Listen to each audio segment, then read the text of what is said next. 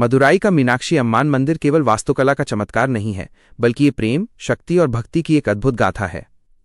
इसकी मुख्य कथा देवी मीनाक्षी, पार्वती का अवतार और भगवान सुंदरेश्वर, शिव का अवतार के इर्द गिर्द घूमती है। देवी का रहस्यमयी जन्म। मदुराई के राजा मलय ध्वज पांडे और उनकी रानी कांचनमाला की कोई संतान नहीं थी। उन्होंने पुत्र प्राप्ति के लिए एक विशाल पुत्र कामेष्टि यज्ञ किया। यज्ञ की अग्नि से एक नन्ही कन्या प्रकट हुई, लेकिन वो सामान्य नहीं थी, उसकी 3 छातियां थीं। राजा ये देखकर चिंतित हो गए। तब एक आकाशवाणी हुई कि उन्हें चिंता करने की आवश्यकता नहीं है। जब ये कन्या अपने भविष्य के पति, जीवनसाथी से मिलेगी तो उसकी तीसरी छाती अपने आप गायब हो जाएगी। राजा ने उसका नाम तड़ातकाई रखा, जिन्हें हम आज मीनाक्षी, मछली जैसी आंखों वाली के नाम से जानते हैं। 2. मीनाक्षी का दिग्विजय अभियान। मीनाक्षी को एक योद्धा के रूप में पाला गया। उन्होंने युद्ध कला और राजनीति में महारत हासिल की। सिंहासन संभालने के बाद उन्होंने दिग्विजय, चारों दिशाओं को जीतने का अभियान शुरू किया। उन्होंने धरती के लगभग सभी राजाओं और यहां तक कि स्वर्ग के देवताओं को भी परास्त कर दिया। 3. भगवान शिव से मिलन।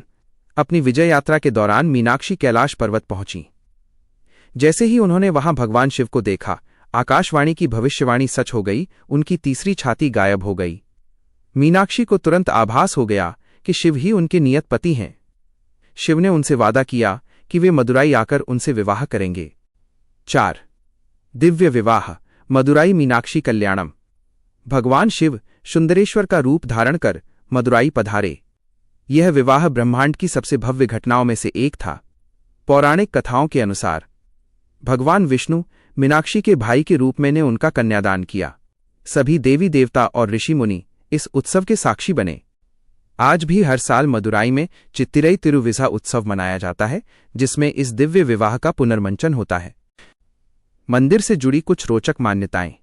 मदुराई का केंद्र। कहा जाता है कि पूरा मदुराई शहर इस मंदिर के चारों ओर कमल के फूल की पंखुड़ियों के आकार में बसा है। देवी का शासन। मंदिर में सबसे पहले देवी मीनाक्षी की पूजा की जाती है, क्योंकि यहां उन्हें शक्ति और सर्वोच्च शासक माना जाता है। स्वर्ण कमल सरोवर। मंदिर परिसर में एक पवित्र कुंड है, जिसे पोट्रामराई कुलम स्वर्ण कमल सरोवर कहा जाता है। माना जाता है कि प्राचीन काल में विद्वान अपनी रचनाएं इस जल में डालते थे। यदि रचना श्रेष्ठ होती थी तो वो तैरती रहती थी।